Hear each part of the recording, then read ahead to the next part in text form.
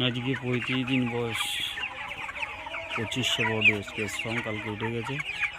35 দিন কালকে রাতে থেকে 2460 গ্রাম বডি উঠেছে।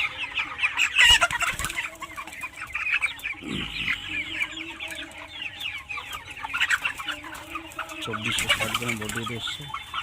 4000 পাখিতে হিসেব করা গেল 94,000 টাকা পেমেন্ট আছে রেড মাছ ছাড়া। 4000 পাখিতে 94,000 টাকা পেমেন্ট আছে।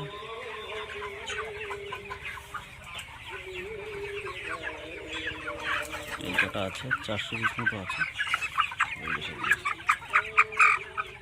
2460 গ্রাম।